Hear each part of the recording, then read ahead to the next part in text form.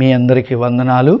యేసులోని రక్షణ టీవీ కార్యక్రమాన్ని వీక్షిస్తున్న మీ అందరికీ ప్రభు పేరట శుభాకాంక్షలు మీకు తెలియజేస్తూ, దయగలిగిన తండ్రి కుమార పరిశుద్ధాత్మ త్రియేక నామములో ప్రభువా మిమ్మలను ఆశ్రయిస్తున్నాను.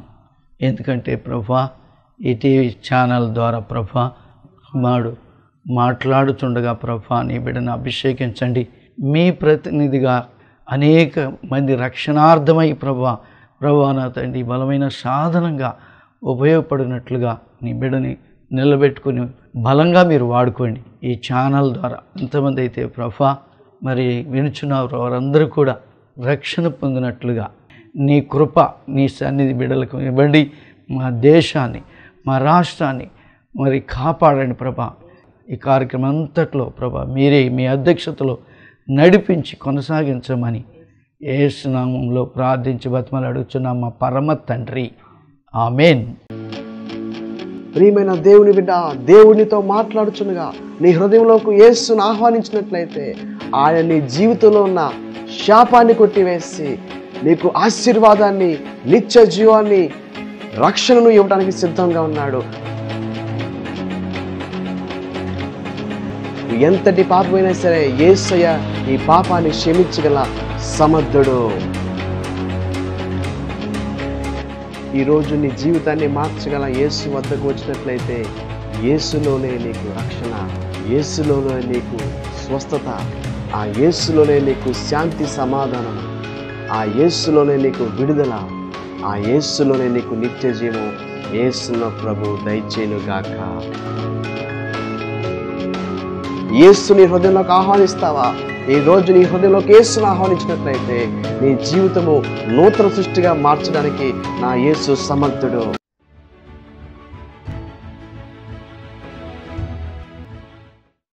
Praise lord.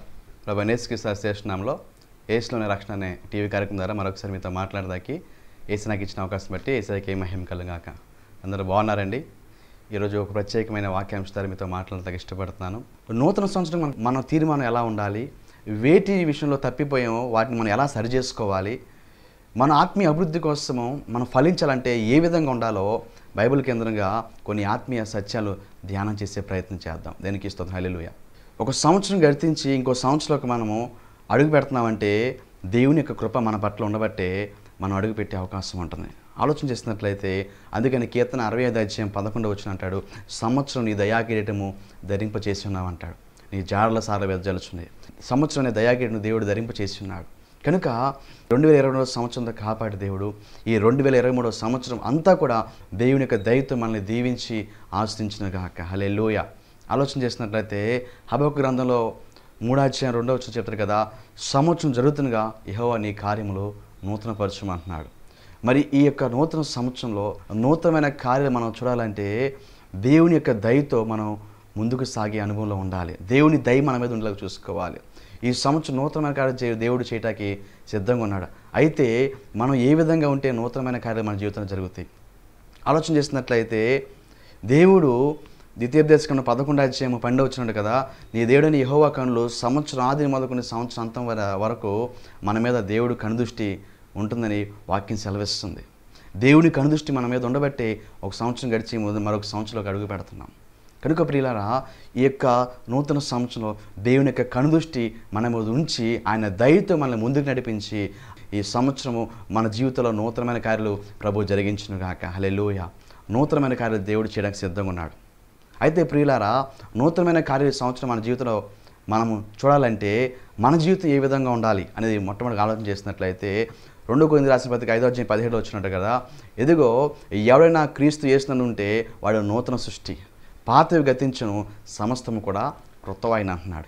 మరి పాత జీవితంలో పడిన కష్టాలు శ్రమలు ఎదుర్కోకుండా మేలుగా ఆశీర్వాదకరంగా మన జీవితం ఉండాలి. ఆత్మీయంగా ఆర్థికంగా ఫలించాలంటే మనము నూతన సృష్టిగా ఉండాలి. పాతవి గతించి సమస్తం కొత్త అవ్వాలి. పాత చూపులు, తలంపులు, ఆలోచనలు, పాత ప్రాచీన స్వభావం అంతా తొలగిపోవాలి. ఆలోచనిస్తున్నట్లయితే శారీరక కార్యాలు గలతీ రాసిన పత్రిక 5 ఉన్నట్లుగా శారీరక కార్యాలు మనలో దేవునికి ఆయాస్కరం ఏదైతే ఉందో వాటిని మనం తీసివేసుకోవాలి. నూతనమైన సృష్టిగా నువ్వు మారితేనే నీ జీవితంలో హబక్కూ గ్రంథంలో ఉన్నట్లుగా నూతనమైన కార్యాలు దేవుడు చేయడానికి సిద్ధంగా ఉంటాడు. నువ్వు ఎప్పుడైతే నూతనమైన సృష్టిగా మారతావో అప్పుడే నూతనమైన కార్యాలు నీ జీవితంలో దేవుడు చేస్తున్న సంగతి మర్చిపోవద్దు. ఎందుకని ఆలోచన చేస్తున్నట్లయితే మరి మన జీవితంలో ఇక 22వ సంవత్సరం కూడా అయిపోయింది, 23వ సంవత్సరం అంటే రోజులు మారిపోతాయి, డేట్లు మారిపోతాయి, వారాలు నెలలు క్యాలెండర్స్లో డేట్స్ మారిపోతూ ఉంటాయి. కానీ మారాల్సిన క్యాలెండర్స్ కాదు, మారాల్సింది మనిషి యొక్క మైండ్ సెట్ మారాలి. చాలాసార్లు మన జీవితంలో మరి కొత్త సంవత్సరంకి వెళ్ళే ముందు ఇల్లు ఎంతో అలంకరించుకుంటూ ఉంటాం, సోఫా సెట్లు, డైనింగ్ సెట్లు, మరి ఇంట్లో ఉన్న ఫర్నిచర్ అంతా మార్చేస్తూ ఉంటాం, కొత్తవి తీసుకొచ్చి పెట్టుకుంటూ ఉంటాం. కానీ మన ఇంట్లో మారాల్సింది సోఫా సెట్లు, డైనింగ్ సెట్లు, మరి ఇంట్లో ఉన్న వస్తువులు కాదు, కానీ మనము నూతనమైన మనసు మనం తెచ్చుకోవాలి. మన మైండ్ సెట్ మారాలి. మన మైండ్ సెట్ ఎప్పుడైతే మారుతుందో, దేవునికి ఇష్టమైన వాక్యానుసారంగా జీవితం ఎప్పుడైతే మనం జీవిస్తామో మన యొక్క జీవితము ఆశ్చర్యకరంగా ఉంటాయి. నూతనమైన సృష్టి మనగా మార్చబడినప్పుడు నూతనమైన కార్యాలు దేవుడు మన జీవితంలో చేస్తాడు. దేవునికి స్తోత్రం, హల్లెలూయా. పాతవి గతించును, సమస్తము కొత్తవైన అన్నాడు. పాత ప్రాచీన స్వభావం తొలగిపోవాలి. అంతకుముందు దేవునికి ఆయస్కరంగా నీ జీవితంలో ఇప్పటి వరకు ఏదైతే ఉందో వాటన్నిటి నువ్వు తీసివేసుకోవాలి. అప్పుడే నూతనమైన సృష్టిగా మారుతావు, నూతనమైన కార్యాలు దేవుడి జీవితంలో చేస్తాడు, నూతనమైన మేలు చూస్తావు. దానికి స్తోత్రం, హల్లెలూయా. అందుకని ప్రియమైన దేవుని బిడ్డలారా, మొదటి కొరింథీయులకు రాసిన పత్రిక 5వ అధ్యాయం 7వ వచనం ఉన్నట్టుగా పాతదైన పులిసిన పిండిని ఏదైతే ఉందో ఆ పులిసిన పిండి ఉండటం వల్ల ఆ ముద్దంతా కూడా పాడైపోద్ది. ఆ పులిసిన పిండిని తీసివేసుకుంటేనే నీ జీవితంలో మేలు చూస్తావు. మరి నూతన సంవత్సరం నూతనమైన కార్యం మన జీవితంలో మనం చూడాలంటే పాత స్వభావం ఇంక ఉండడానికి వీలేదు. పాత ప్రాచీన స్వభావం విడిచిపెట్టాలి. అప్పుడే మన జీవితంలో మేలు చూస్తాం. దేవునికి స్తోత్రం, హల్లెలూయా. ఈరోజు నీ జీవితంలో పాత ప్రాచీన స్వభావం తొలగిపోవాలి. దేవునికి ఆయస్కరమైన పాపము అది ఎలాంటి శరీర కార్యమైనా సరే యేసు నీ జీవితం నుంచి ఇప్పుడే తొలగిపోవును గాక. కొలసీయులకు రాసిన పత్రిక 3వ అధ్యాయం 5వ వచనంలో ఏదైతే మన జీవితంలో చంపాల్సిన లిస్ట్ అక్కడ చెప్తున్నాడు. అదే అధ్యాయం 8వ వచనంలో మన జీవితంలోంచి ఏదైతే విసర్జించాలో వాటి గురించి అక్కడ చెప్తాడు. ఒకసారి వాక్యం లేకుండా మనం చూసినట్లయితే అక్కడ చాలా విషయాలు మనకు కనపడతాయి. ప్రియమైన దేవుని బిడ్డలారా, మన జీవితంలో చంపాల్సింది చంపాలి, విసర్జించాలి. అలాగే అదే అధ్యాయం 12వ వచనంలో ఉంటుంది, ధరించుకోవాల్సినవి మనము ధరించుకోవాలి. దేనికి స్తోత్రం, హల్లెలూయా. ఎందుకోసమంటే ప్రియమైన దేవుని బిడ్డలారా, ఆ అధ్యాయంలోనే 10వ వచనంలో మరి పాతదైన ప్రాచీన స్వభావం విడిచిపెట్టి నూతనమైన నవీన స్వభావం ధరించుకోవాలంటాడు. పాతదైన ప్రాచీన స్వభావం విడిచిపెట్టి నవీన స్వభావం రావాలి. ఉన్న మనసు మారి నూతనమైన మారు మనసు, నూతనమైన మనసు నీకు రావటమే నూతన సృష్టిగా జీవించే అనుభవం. దేవునికి స్తోత్రం, హల్లెలూయా. దేవుని కోసము నూతన సృష్టిగా మారాలి. ఇప్పటి వరకు నీ జీవితంలో ఏది పాపం అయితే చేస్తావు, ఏదైతే దేవునికి ఆయస్కరంగా నీ జీవితంలో ఉన్నాయో వాటిని విడిచిపెట్టాలి. అప్పుడే నువ్వు ఫలిస్తావు. ఎందుకోసమంటే నీ జీవితంలో మేలు చూడాలంటే నువ్వు ఫలభరితంగా ఉండాలి. దేవుడు నీ జీవితాన్ని ఫలించేలాగా ఉండాలని ఆశపడుతున్నాడు. ఎన్నో సంవత్సరాలు గడిచిపోతున్నాయి, ఎన్నో రోజులు గడిచిపోతున్నాయి. చాలామంది ఏమనుకుంటారంటే రాబోయే సంవత్సరంలో ఈ సంవత్సరం పడే బాధలు కష్టాలు ఉండకూడదు, అసలు శ్రమలే వద్దంటారు. అలా కాదు. మనం ఏం ప్రార్థన చేయాలంటే, ప్రభువా ఎన్ని శ్రమలు, ఎన్ని బాధలు, ఎన్ని కష్టాలు వచ్చినప్పుడు కూడా శ్రమలో తోడే విడిపించి గొప్ప చేస్తాను. నా శ్రమలో నాకు తోడుగా ఉండి నన్ను విడిపించి గొప్ప చేయి ప్రభా. ఒక్కొక్క శ్రమ నాకు ఆశీర్వాదకరంగా మార్చి, ఒక్కొక్క చేదు అనుభవం నాకు దీవుడికరంగా మార్చి, ఇమ్మానుయేలు దేవా తోడుగుండి నన్ను నడిపించి, ముందుకు నడిపించి, ఫలింపచేసి జయము దయచే ప్రభు అని మనం ప్రార్థన చేయాలి. దేవునికి స్తోత్రం, హల్లెలూయా. ఎందుకోసమంటే ప్రియమైన దేవుని బిడ్డలారా, నీతిమంతుడు కలుగు ఆపదలు అనేకం అన్నాడు. శ్రమలు రావని బైబిల్ చెప్పలేదు, కానీ ఆ ప్రతి ఆపదలో, ప్రతి శ్రమలో, ప్రతి కష్టంలో, ప్రతి చేదు అనుభవం తీసివేసి వాటిని దేవుడు ఆశీర్వకరంగా మారా అనుభవాలు మధురంగా దేవుడు రాబోయే రోజుల్లో దేవుని జీవితంలో చేయబోతున్నాడు. దేవునికి స్తోత్రం, హల్లెలూయా. కనుక ప్రియమైన దేవుని బిడ్డలారా, అలాంటి ప్రార్థన మనం చేయాలి. మనం ఫలిస్తాం దేవుని యొక్క ఉద్దేశమై ఉంది. దేవుడు మన జీవితంలో ఫలభరితమైన జీవితం ఆశపడుతున్నాడు. లోకాసువార్త 13వ అధ్యాయం 6 నుంచి 9 వచనం వరకు చూసినట్లయితే అక్కడ యేసుప్రభువు ఒక ఉపమానం తెలియజేస్తున్నాడు. ఏంటంటే ఒక అంజూరపు తోటలో మరి యొక్క ద్రాక్ష చెట్టు మరి యజమానుడు నాటిస్తూ జరిగింది. 3 సంవత్సరాల వరకు దాన్ని కాపు వస్తుందేమో, ఫలిస్తుందేమో అని చూశాడు. కానీ ఈ 3 సంవత్సరాల వరకు మరి అతడు ఎదురు చూస్తున్నా కానీ ఫలించడం లేదు. ప్రియమైన దేవుని బిడ్డలారా, మరి అంజూరపు తోట సంఘానికి సాదృశ్యం ఉంది. మరి ఆ యొక్క ద్రాక్ష చెట్టు విశ్వాసకి సాదృశ్యం ఉంది. యజమానుడు పరమ తండ్రికి దేవునికి సాదృశ్యం ఉన్నాడు. తోటమాలి సంఘ కాపురికి సాదృశ్యం ఉన్నాడు. ఈరోజు మరి దేవుడు మనం ఫలిస్తామని చూస్తున్నాడు. యజమానుడు మరి ఆశపడుతున్నా కానీ ఫలము దొరకట్లేదు. కానీ తోటమాలి అంటాడు, అయ్యా ఇంకా ఈ ఒక్క సంవత్సరము నాకు అవకాశం ఇవ్వు, నేను దాన్ని ఇరివేసి దాన్ని ఫలించేలాగా నేను చూసుకుంటాను. ఒక్క సంవత్సరం అవకాశం ఇవ్వు, ఫలిస్తే సరే, లేదంటే నరికి పారేద్దాం అంటాడు. ఈరోజు ప్రియమైన దేవుని బిడ్డలారా, దేవుడు కూడా మరొక నూతన సంవత్సరం నీకు ఇస్తున్నాడు. ఇంతవరకు నువ్వు దేవుని కోసం ఫలించకుండా ఉంటే దేవుని కోసం మనం ఫలించాలి. ఈ సంవత్సరం నువ్వు ఫలించాలని దేవుడు ఆశపడుతున్నాడు. నాలో ఫలింపని ప్రతి తీగను తీసివేస్తానంటున్నాడు. ఫలించే వ్యక్తిలాగా ఉండాలి. మీరు ఫలించి అభివృద్ధి పొందిందని ఆదికాండం 1:28 చెప్తాడు. మనం ఫలిస్తాం దేవుని యొక్క ఉద్దేశం. మన ఆత్మీయంగా ఫలించాలి, ఆత్మీయంగా ఫలించాలి. ఫలించకుండా ఉంటున్నామంటే మనలో పాపాలు, మనలో లోటుపాట్లు, మనలో దేవునికి ఆయాస్కరమైన కార్యాలు ఉన్నాయి. వాటిని తీసివేసుకుంటే మనం ఫలిస్తాం. దేనికి స్తోత్రం, హల్లెలూయా. ప్రియమందిని బిడ్డలారా, దేవుని యొక్క ఉద్దేశం ఏంటంటే యెహెజ్కేలు గ్రంథం 36:26 అంటాడు కదా, ఎదిగో నూతన హృదయం మీకు ఇస్తాను, నూతన స్వభావం మీకు ఇచ్చేదను, రాతి హృదయం తీసివేసి మీకు మాంసం హృదయం ఇస్తానంటున్నాడు. నూతన హృదయం, నూతన మనసు, నూతన స్వభావం దేవుడు ఇవ్వాలని ఆశపడుతున్నాడు. అయితే దేవునికి లోబడి వాక్యానుసారంగా జీవిస్తూ నీ హృదయాన్ని నువ్వు సిద్ధపరచుకుని నీలో ఏది ప్రభుకి ఆయాస్కరమైన ఉందో, పాత పులిసిన పిండి ఏదైతే నీ ముద్దని, నీ జీవితాన్ని మరి నాశనం చేస్తుందో వాటిని తీసివేసుకోవాలి. నూతనమైన క్రియలు మన జీవితంలో చూడాలంటే మునుపటిన వాటిని జ్ఞాపకం చేసుకోవద్దు. అంతకుముందు జరిగిన పాపపు కార్యాలు, దేవునికి ఆయాస్కరంగా నీ జీవితంలో ఏదైతే చేసావో ఆ యొక్క ప్రాచీన స్వభావం, ఐగుప్తి, ఆ మార అనుభవం నువ్వు తీసివేసుకుని దేవుని కోసము నువ్వు వాక్యానుసారంగా నిలబడినట్లయితే నీ జీవితంలో నూతనమైన కార్యాలు దేవుడు చేయడానికి సిద్ధంగా ఉన్నాడు. దేనికి స్తోత్రం కలుగును, హల్లెలూయా. ఈ నూతన సంవత్సరంలో నూతనమైన కార్యాలు దేవుని జీవితంలో జరిగించును గాక, ఆశ్రయంతో నింపునుగాక, మేలుతో నింపునుగాక. ఫిలిప్పీయుల రాసిన పత్రికలు అంటాడు, వెనుకను మరిచి ముందున్న వాటి కోసం వేగిరి పడమంటున్నాడు. ప్రాచీన స్వభావంగా విడిచిపెట్టాలి, దేవుని కోసము నిలబడాలి. క్రీస్తు ఉన్నతమైన పిలుపునకు తగిన బహుమానం పొందాలంటే గురి ఎద్దకే పరిగెత్తాలి.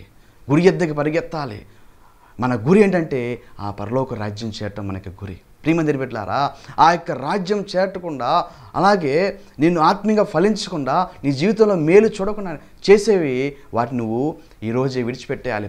ఎందుకంటే ప్రియమందినిరా, కొత్త సంవత్సరంకి వెళ్ళే ముందు అంతగా కొత్తగా ఉండాలనుకుంటావు, ఆసక్తికరంగా ఉండాలనుకుంటావు. అలాగే నీ జీవితం కూడా కొత్తగా ఉంటే, నీ జీవితం కూడా యేసుకి ఇష్టమైనదిగా ఉన్నప్పుడు నీ జీవితం ఫలభరితంగా ఉంటుంది. ప్రియమందిని బిడ్డలారా, ఈరోజు నీ ఆత్మీయ జీవితంలో ఆత్మీయంగా ఆర్థికంగా ఫలించకుండా నీ జీవితంలో ఉన్నావంటే కారణం ఏంటంటే దేవుడి ఈ విషయంలో కొన్ని విషయాలు తప్పిపోతున్నావు. ఏ విషయాలు అయితే నువ్వు తప్పిపోతున్నావో వాటిని సరిచేసుకుంటే నీ ఆత్మీయ జీవితం ఫలభరితంగా ఉంటుందంటాకే ఏ సందేహం లేదు. దేవునికి స్తోత్రం, హల్లెలూయా. ప్రియమందిని బిడ్డ, నూతన సంవత్సరంకి వెళ్ళే ముందుగా నీ ఆత్మీయ జీవితం సరి చేసుకోవాలి. ఈరోజు దేవుడు నీతోనే మాట్లాడుతున్నాడు. ఏ విషయంలో అయితే తప్పిపోతున్నావో, ఏ విషయంలో అయితే దేవుడికి మాట ఇచ్చి నువ్వు తప్పిపోయావో ఆ తప్పిపోయిన వాటిని సరి చేసుకున్నప్పుడు నీ ఆత్మీయ జీవితము ఫలభరితంగా ఉంటుంది. దేవునికి స్తోత్రం, హల్లెలూయా.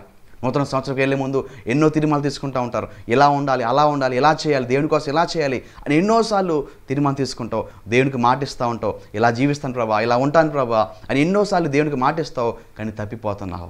ఈరోజు దేవునితో మాట్లాడుతున్నారు. ఎన్నిసార్లు దేవుడికి మాటిచ్చి తప్పిపోలేదు, ఆ పాపం జోలికి వెళ్ళను ప్రభా అని దేవునికి మాటిస్తున్నావు, తప్పిపోతున్నావు. ఎన్నిసార్లు నువ్వు తప్పిపోలేదు, ప్రభువు నీతో మాట్లాడుచు సహోదరుడా. ఈరోజు ఏ విషయంలో తప్పిపోయావో, దేవునికి మాటిచ్చి ఏ విషయంలో తప్పిపోయావో ఆ తప్పిపోయిన జీవితం, ఆ తప్పిపోయిన పరిస్థితి నుంచి సరి చేసుకుని తిరిగి దేవుడి వాక్యానుసారంగా జీవిస్తానికి సిద్ధపడితే దేవుడు నీ జీవితంలో నూతనమైన ఆశ్రయంతో నూతన సంవత్సరం దేవుడు దీవిస్తానికి సిద్ధంగా ఉన్నాడు. దేవునికి స్తోత్రం, హల్లెలూయా.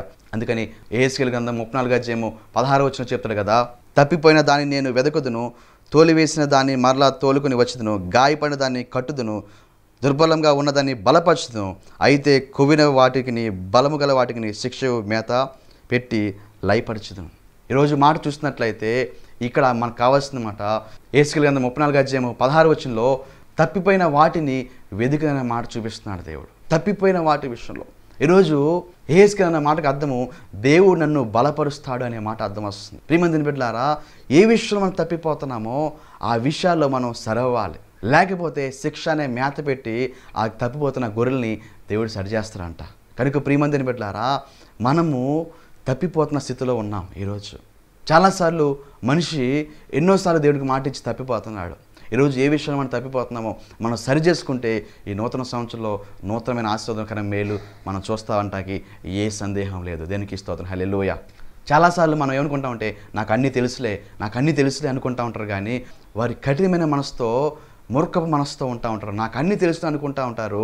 వాక్యం ద్వారా హెచ్చరించబడుతున్నప్పుడు సరి చేసుకోకుండా ఉంటే మన ఆత్మీయ జీవితంలో మనం మేలు చూడడం కానీ మనకే నష్టం కలుగుతూ ఉంటుంది. అలా మనం ఉండకుండా ఫలించాలంటే మనం ఏ విషయంలో తప్పిపోయామో, ఏ విషయంలో దేవుడికి మాట ఇచ్చి తప్పిపోయామో దాన్ని సరి చేసుకుంటే మనం ఫలిస్తాకి దేవుడు తప్పనిసరిగా కార్యం చేస్తాడు. దేనికి స్తోత్రం, హల్లెలూయా. మనం సెల్ఫ్ ఎగ్జామినేషన్ చేసుకోవాలి. మన ఆత్మీయ జీవితంలో కూడా ఒక ఫెయిల్యూర్ వచ్చిందంటే, మనం ఓటమి ఎదుర్కొంటున్నామంటే, మన జీవితంలో విజయాన్ని చూడకుండా ఉంటున్నామంటే ఆ యొక్క ఏ కారణం వల్ల మన ఆత్మీయంగా ఫలించలేకపోతున్నాం, ఏ కారణం వల్ల మన జీవితంలో మేలు చూడలేకపోతున్నాం అని మనకు మనమే సెల్ఫ్ ఎగ్జామినేషన్ చేసుకోవాలి, మనకు మనమే పరిశీలన చేసుకోవాలి.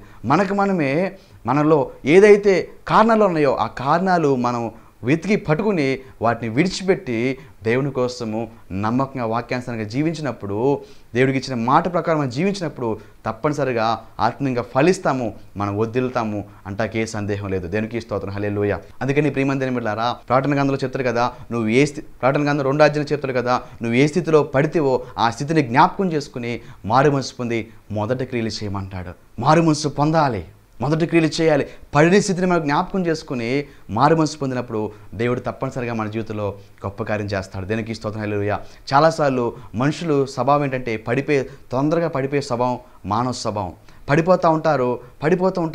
పడిపోతారు కానీ లెగటాకి సిద్ధపడరు. ప్రియమందిని బిడ్డ, పడిపోతాము సహజంగానే. ప్రియమందిని బిడ్డారా, పడిన స్థితిలోంచి లేవటం అనేది ప్రముఖమైనది. ఈరోజు ప్రియమందిని బిడ్డారా, నువ్వు ఏ స్థితిలో పడిపోయావో, ఏ స్థితిలో పడ్డావో ఆ స్థితి నుంచి దేవుని కోసం లేవాలి. యాకోబు రాసిన పత్రిక 3వ అధ్యాయం 2వ వచనం చూసినట్లయితే, అనేక విషయంలో మనమందరం తప్పిపోవచ్చున్నాము, ఎవడైనా మాట ఎందు తప్పని ఎడల అట్టి వాడు లోపము లేనివాడే తన సర్వశరీరము స్వాధీనపరచుకును శక్తి మంచుడు వాడగును. దేనికి స్తోత్రం, హల్లెలూయా. మనమంట అనేక విషయాలు పడిపోతున్నామంట. అనేక విషయాలు సహజంగా మనుషులు పడిపోతున్నారు. వాటిలో మనిషి పడిపోతానికి చాలా కారణాలు ఉన్నాయి. ఆ కారణాలన్నీ మనం చెప్పుకుంటా పోతే మనకు సమయం సరిపోదు.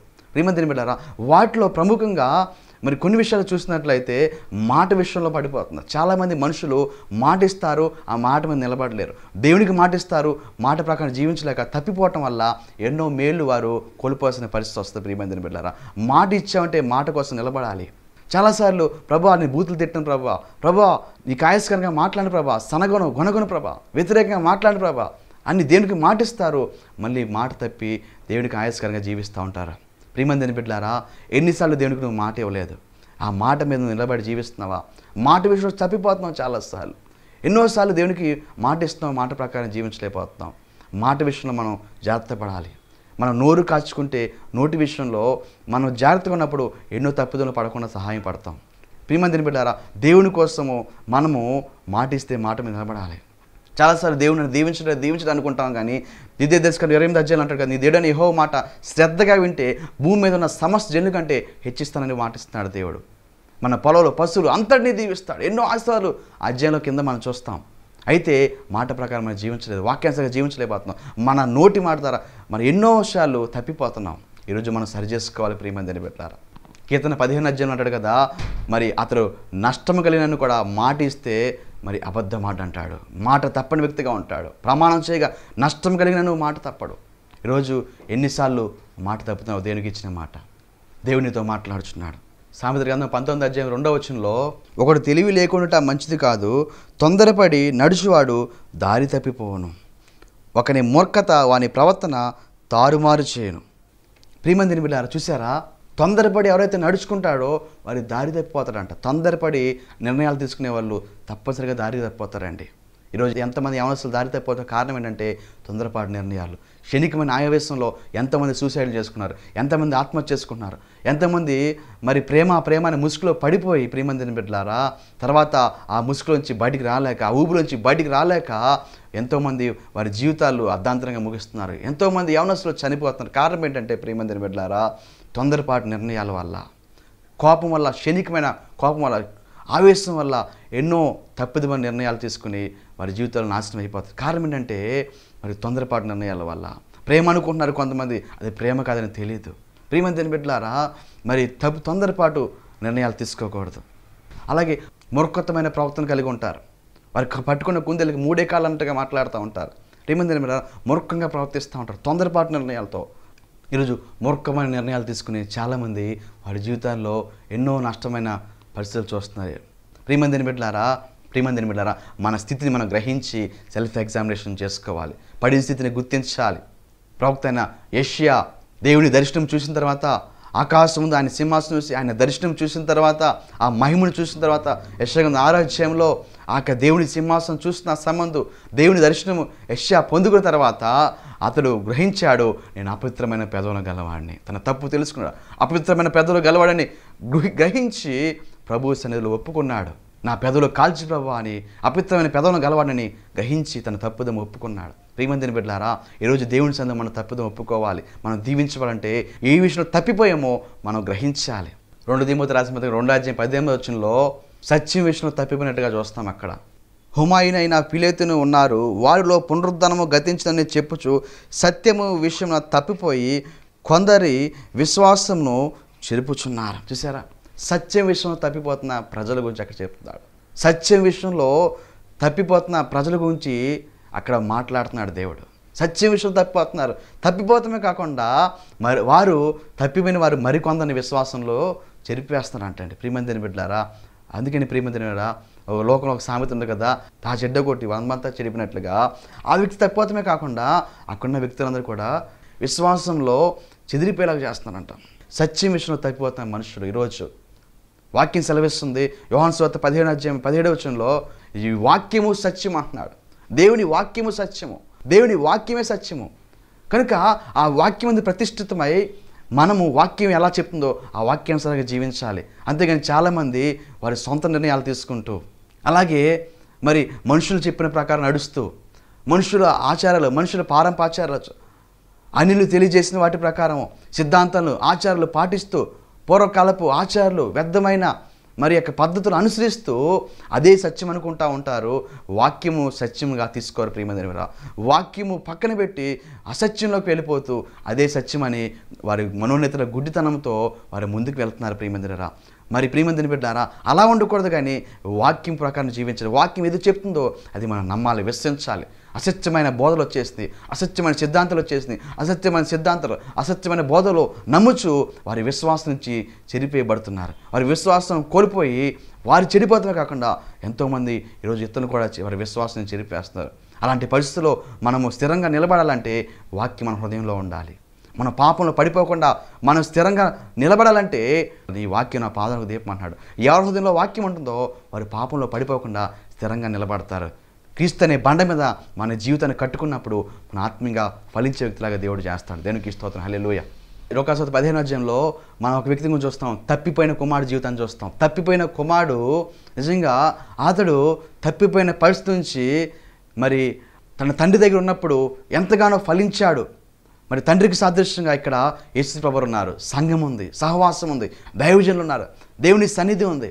దేవుని ఎప్పుడైతే విడిచిపెట్టి మనం లోకంలోకి వెళ్తామో, మనము తప్పిపోయిన కుమారుడు ఎలా అయితే లోకంలోకి వెళ్ళిన తర్వాత అతను ఎన్నో నష్టాలు పొందుకున్నాడు. మరి తన డబ్బంతా పోయింది, ఆరోగ్యం అంతా పోయి చివరికి పందిలు పొట్టు తినాల్సిన పరిస్థితి. డబ్బున్నంత వరకు స్నేహితున్నారు, కానీ తప్పిపోయిన కుమారుడికి అంతా కోల్పోయిన తర్వాత బుద్ధి వచ్చిన తర్వాత తప్పిపోయిన కుమారుడు తన తండ్రి ఇల్లు జ్ఞాపకం చేసుకుని తన తప్పు తెలుసుకుని మళ్ళీ తండ్రి దగ్గర చేరినప్పుడు, మరి తన తప్పు తెలుసుకుని తండ్రిని హత్తుకున్నప్పుడు తప్పిపోయిన కుమారుడు తండ్రి హక్కును చేర్చుకున్నాడు. ప్రియమందిని బిడ్డలారా, తప్పిపోయిన కుమారుడు తిరిగి తండ్రి దగ్గరికి వచ్చినప్పుడు తండ్రి అంటే కదా, ఈ నా కుమారుడు తప్పిపోయి చనిపోయి తిరిగి బ్రతికాను. నా తప్పిపోయిన కుమారుడు చనిపోయి తిరిగి బ్రతికాను అంటే అతడు తప్పిపోయిన స్థితిలో ఆత్మీయంగా చనిపోయాడు, ఆర్థికంగా చనిపోయి అంతా కూడా కోల్పోయి తప్పు తెలుసుకుని మళ్ళీ తండ్రి దగ్గరికి వచ్చాడు. ఈరోజు ఏ స్థితిలో నువ్వు పడ్డావో ఆ స్థితిని జ్ఞాపకం చేసుకోవాలి. ఏ స్థితిలో తప్పిపోయావో నీ తప్పిదమ్ము తెలుసుకుని మళ్ళీ తండ్రి దగ్గరికి వస్తే తండ్రికి సాదృశ్యంగా దేవుడు ఉన్నాడు, యేసు ప్రభువు ఉన్నాడు, దేవుని సన్నిధి ఉంది, దైవజనుని సహవాస దగ్గరికి మళ్ళీ తిరిగి వెళ్ళి దేవుని సన్నిధిలోకి వెళ్ళి మోకరించి ప్రార్థన చేసి, ప్రభువా ఈ తప్పిపోయిన స్థితిలో నుంచి అయ్యా నా పాపాన్ని క్షమించయ్యా, అయ్యా నా పాపాన్ని క్షమించు, నీ సాక్షిగా జీవించిపోయే ప్రభు అని మన తప్పు తెలుసుకుని తప్పిపోయిన ఎలా అయితే తండ్రి దగ్గరికి వచ్చాడో అలాగే దేవుని సన్నిధిలో మనం తిరిగి దేవుని సన్నిధికి వస్తే దేవుడు తప్పనిసరిగా హక్కును చేర్చుకుంటాడు, దీవిస్తాడు, మనల్ని ఆశిస్తాడు. చాలాసార్లు మనిషి జీవితం ఎలా ఉంటుందంటే ఏదైనా విషయం చెప్తుంటే మనిషి అది మూర్ఖంగా తీసుకుంటూ ఉంటాడు. సరిచేసి వాక్యం మంచి మార్గంలో నడిపిస్తే మంచి మాటలు చెప్తుంటే సహజంగా మంచిగా తీసుకునే వ్యక్తి ఫలిస్తాడు. అది నాకెందుకులే, నాకు అన్నీ తెలుసులే అని మూర్ఖంగా మాట్లాడి ఆ యొక్క మాటలు పెడచెవుని పెడితే అతని జీవితంలో నష్టం పొందుకుంటాడు. కానీ యోబు గారు ఒక మంచి స్టేట్మెంట్ ఇస్తాడు. యోబు గారు ఏమంటున్నాడంటే, ప్రియమందిని బిడ్డలారా, యోబు గ్రంథం 6:24 చూస్తే, నాకు ఉపదేశం చేయడి, నేను మౌనై ఉండేదను, ఏ విషయం నేను తప్పిపోతునో అది నాకు తెలియజేయడి. ఏ విషయంలో తప్పిపోతునో అది నాకు తెలియజేయమంటున్నాడు. ప్రియమందిని బిడ్డలారా, ఈరోజు వాక్యం ద్వారా దేవుడితో మాట్లాడుచున్నాడు. ఏ విషయంలో తప్పిపోయావో ఆ వాక్యం ద్వారా దేవుడు నీకు బయలుపరుస్తున్నప్పుడు యోబు గారిలాగా మనం సరిచేసుకునే అనుభవంలో ఉండాలి. ప్రియమందిని బిడ్డలారా, నిజంగా మనము మన తప్పిదము తెలుసుకుని సరిచేసుకుని ఏ స్థితిలో పడ్డామో జ్ఞాపకం చేసుకోవాలి. ప్రాచీన స్వభావం విడిచిపెట్టి నవీన స్వభావం మనకు రావాలి. పాతైన పులిసిన స్వభావం తీసివేసుకుని నూతన మనసు మనకు తెచ్చుకోవాలి. చంపాలి, విసర్జించాలి, ధరించుకోవాలి. శరీరకాలు విడిచిపెట్టాలి. మనం ఆత్మీయంగా ఫలించకుండా, మన జీవితంలో మేలు జరగకుండా ఏదైతే చేస్తుందో వాటిని విడిచిపెట్టి ఈరోజు మనము దేవుని కోసము నూతన సృష్టిగా మార్చబడి నిజమైన మారు మనసు వచ్చి పాత జీవితాన్ని విడిచిపెట్టి ఇప్పుడు క్రీస్తు కోసం నూతన సృష్టిగా మార్చబడినప్పుడు మనం దేవుని కోసం ఫలిస్తాం. మన జీవితంలో ఆత్మీయంగా ఫలిస్తాము. ఇంతవరకు నీ జీవితం ఏమైతే పొందుకోకుండా ఉన్నావో ఆ మేలన్నీ కూడా నా దేవుడు నీ జీవితంలో చేయును గాక, ఆశ్రయించును గాక, దీవించును గాక. ఎప్పుడంటే నువ్వు తప్పిపోయిన స్థితిని నువ్వు గ్రహించి తప్పిపోయిన కుమారుడు తండ్రి దగ్గరికి వచ్చినట్లుగా దేవుని దగ్గరికి వచ్చి నీ తప్పిదాన్ని ఒప్పుకొని కన్నీరు కాచి మారు మనసు పొంది విడిచిపెట్టి దేవుడికి హృదయాన్ని అప్పగించి ఈ ఆలయంలో ప్రభువు నివసిస్తాం కోసము నువ్వు వాక్యానుసారంగా జీవించి అపవిత్రమైన వాటిని విడిచిపెట్టి నీ హృదయంలో ప్రభువుని ఆహ్వానించినట్లయితే దేవుడు నీ జీవితాన్ని దీవిస్తాడు. రాబోయే సంవత్సరం ఆశ్చర్యంగా నిలబడతాడు. నూతనమైన కార్యాలు చేస్తాడు. నూతనమైన ఆశీర్వాదంతో నింపుతాడు. నూతన మేలుతో నింపుతాడు. ఫలింపజేస్తాడు. నీ జీవితంలో అనేక మేలు పొందుకోవాలంటే తిరిగి నీ స్థితిని జ్ఞాపకం చేసుకోవాలి. అట్టిగా దేవుడిని మార్చి ఆశ్రయించును గాక. తండ్రి, కుమార పరిశుద్ధాత్మ దేవా, ఈ ప్రార్థనలు ఏకీవిస్తున్న ప్రతి కుటుంబాన్ని దీవించిన ప్రభా. వారు ఏ స్థితిలో పడిపోయారో ఆ స్థితిని జ్ఞాపకం చేసుకుంటున్నాగా ప్రభా. ఎన్నోసార్లు నీకు మాటిస్తున్నారు ప్రభా. ఎన్నోసార్లు ప్రభా, అయ్యా ప్రభా, ఇగో నమ్మకంగా జీవిస్తాను ప్రభా, నమ్మక దర్శనమాగిస్తాను, నమ్మకంగా ప్రభా ప్రార్థిస్తాను, నమ్మకంగా వాక్యం చదువుతాను ప్రభా, అయ్యా ప్రభా అనేక మంది మందిని నడిపిస్తాను అని ఎన్నోసార్లు నీకు మాటిస్తున్నారు.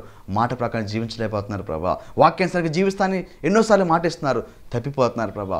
మాటల్లో, చూపులో, తలంపులో, క్రియల్లో, శరీర కార్యాల విషయంలో పాపంలో పడిపోయి ఎన్నోసార్లు తప్పిపోతున్న స్థితిలో నుంచి అయ్యా ఈరోజు ప్రభా బిడ్డలు కన్నీరు కాచి ఒప్పుకుని ప్రార్థన చేస్తుందిగా అయ్యా వారిని క్షమించి కృప చూపించి ప్రభా ఈ సంవత్సరం నూతన ఆశ్రమంతో బిడ్డలు నింపి ఫలింపచేసి ప్రభా యేసయ్య దీవునితో నింపి మేలుతో నింపి ప్రభా నీకోసం ఫలించే వ్యక్తిగా ఆత్మీయంగా ఫలించే వ్యక్తిగా బిడ్డలు మార్చి దీవించి మేలు చేయమని ఈ సంవత్సరం అంతా కూడా బిడ్డలు అంతవరకు కూడా నీ కనుదృష్టి ఉంచి అయ్యా బిడ్డల జీవితంలో ఫలభరితంగా నిలబెట్టమని దీవిస్తూ ఈ వాక్యం బిడ్డ జీవితంలో ఫలింపు చేసి మేలు చేయమని ఏసునామమున ప్రార్థన పాటు సమర్పిస్తూ ఈ ప్రార్థన ప్రతి కుటుంబానికి దీవునికరంగా ఆరోగ్యం, ఆశీర్వాదం, మేలు, క్షేమం ఏసునామమున కలుగుగా కానీ ప్రార్థిస్తూ దీవిస్తూ ఏసునామమున ప్రార్థన సమర్పిస్తూ అడిగడుగున్నాం ప్రియ పరలోకపు తండ్రి. Amen. Praise Lord. May God bless you India. దేవుని దీవించి ఆశించును గాక. ఇలాంటి వాక్యాలు మరిన్ని మీరు చూడాలంటే ఏసునామమున రక్షణ యూట్యూబ్ ఛానల్ మీరు సబ్స్క్రైబ్ చేయండి, లైక్ చేయండి, ఇతరులకు షేర్ చేయండి. దేవుడి తీసుకున్న తీర్మానం ప్రకారం దేవుని కోసం జీవించండి.